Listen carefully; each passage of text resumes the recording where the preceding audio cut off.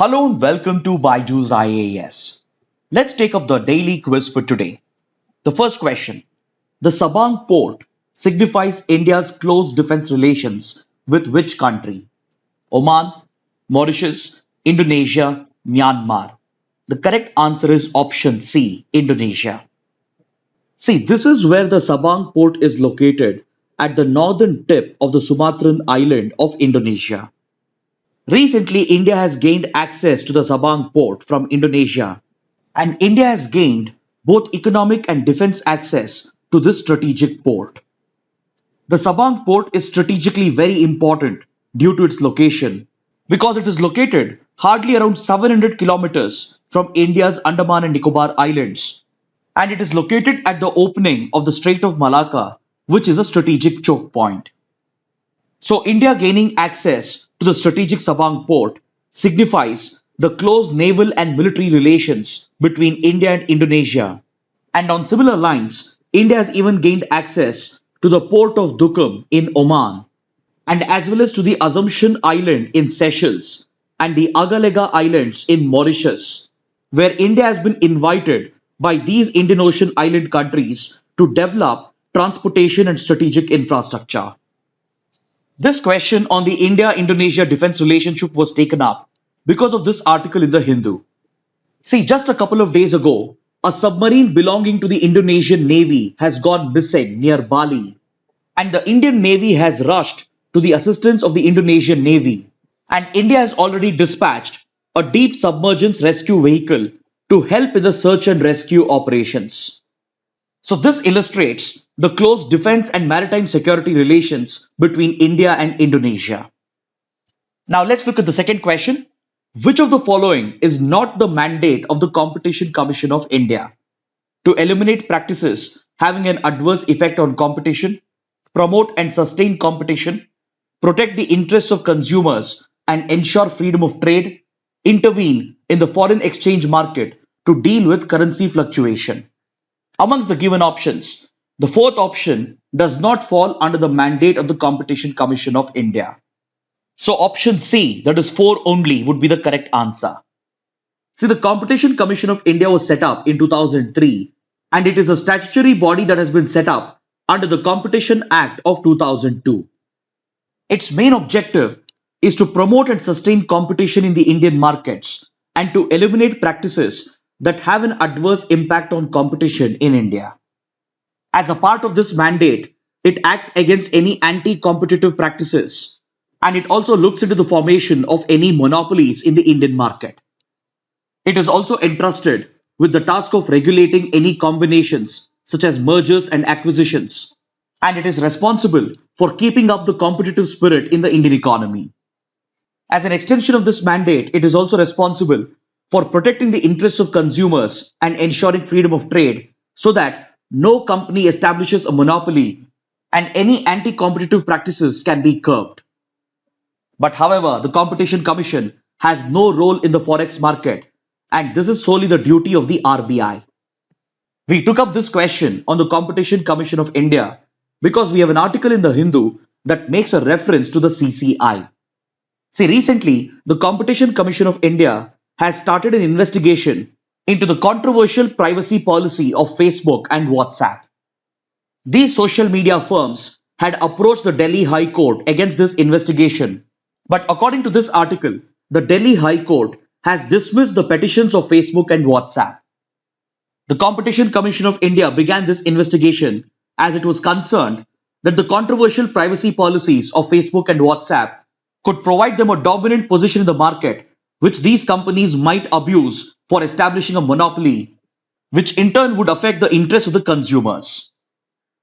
So the new privacy policies of Facebook and WhatsApp have been seen as anti-competitive by the Competition Commission, and hence it had initiated an investigation against these companies. These social media firms had approached the High Court challenging this investigation, but the High Court has dismissed their petitions. Now let's look at the third question. Solar dehydration helps in preserving natural produce and reducing food wastage, stabilizing electricity grids during voltage fluctuations, restricting the impact of solar radiation on satellites and other space assets, reducing water evaporation from irrigation canals and dams. Amongst the given options, the correct answer would be option A.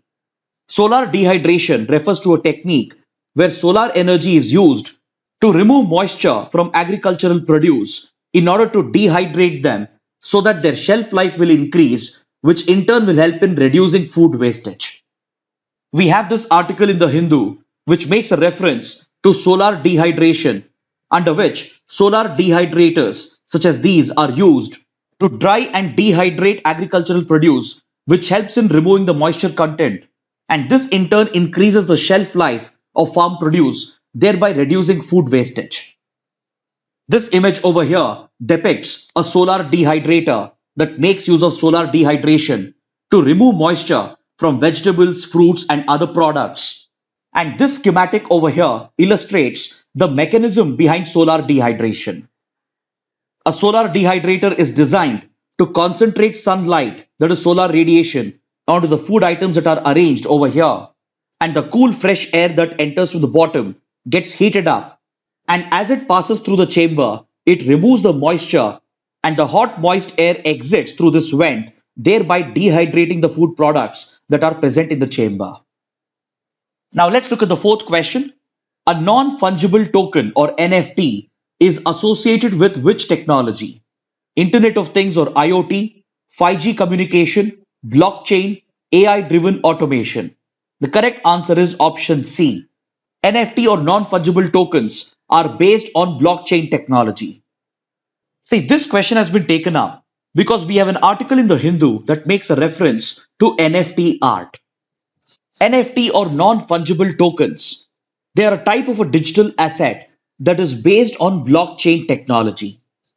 These NFT tokens have become very popular of late, based on the parallel rise in popularity of various cryptocurrencies, which are also based on blockchain technology.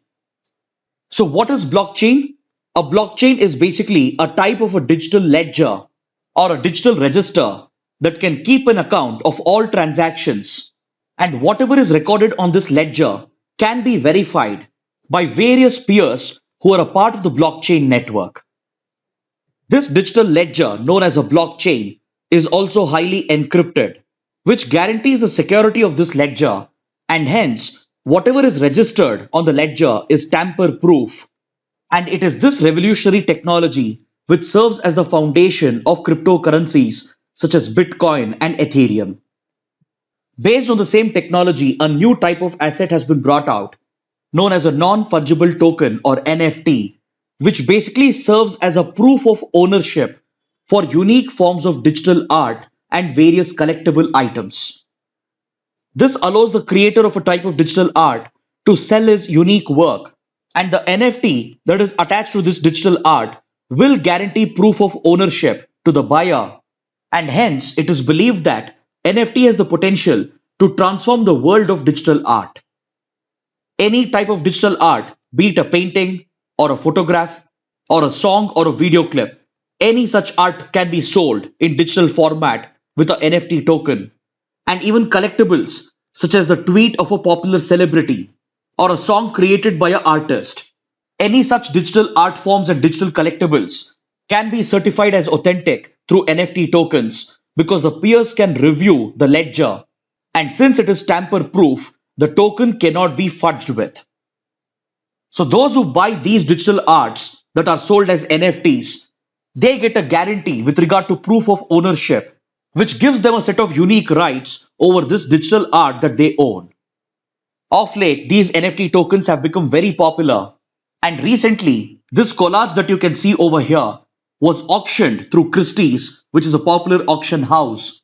And this collage, which was created by an artist operating under the pseudonym Beeple, he managed to sell his artwork through NFT for a staggering price of $69 million, which was paid by two buyers who were essentially two Indian crypto enthusiasts.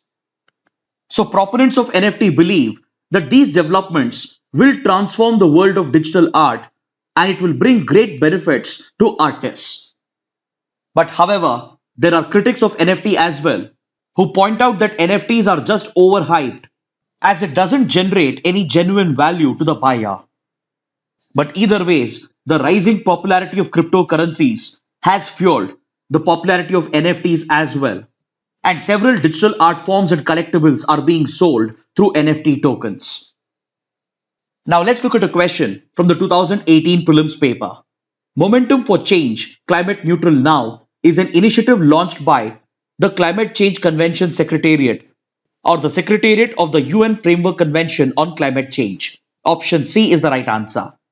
This initiative was launched in 2015 by the Secretariat to the Climate Change Convention in order to promote the goal of carbon neutrality or net zero emissions by the middle of this century, which is currently a trending target as a result of the Leaders Climate Summit that was recently organized by the United States.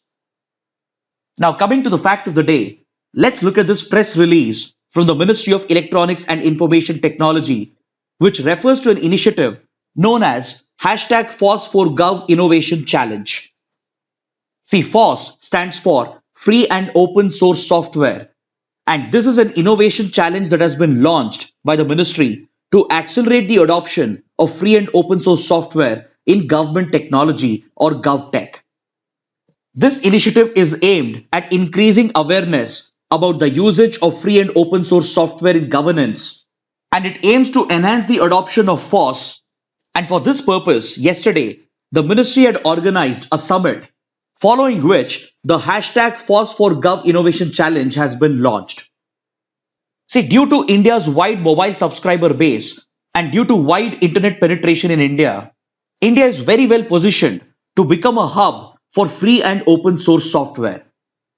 See, patented and proprietary softwares that are owned by companies happen to be very expensive, thus making many IT solutions inaccessible to the common people.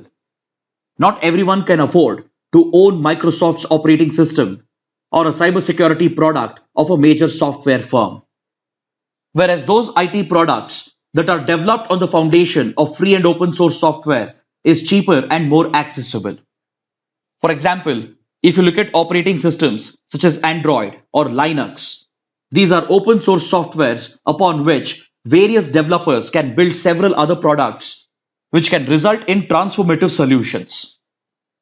In fact, India has already leveraged such free and open source software in governance and in e-governance, and we have come out with many successful initiatives such as Aadhaar, UPI interface, etc. So basically, free and open source software has huge potential to transform the economy and make innovative IT products more accessible to the common people. And hence the government of India had launched a policy on adoption of open source software in 2015. As a follow-up to this policy, the Ministry of Electronics and IT has launched the hashtag FOSS4Gov Innovation Challenge to encourage Indian innovators and entrepreneurs and Indian startups to come out with various open source based product innovations that can have wide applications in GovTech or government tech, especially in the fields of healthcare, education, agriculture, urban and rural governance, etc. To incentivize the innovators, entrepreneurs, and the startups, the government has launched this innovation challenge, under which the participants would be provided with incubation support along with monetary incentives in order to encourage them to come out with innovative solutions and products which can accelerate India's adoption of free and open source software. So with this, let's conclude our discussion for today. Thanks for watching.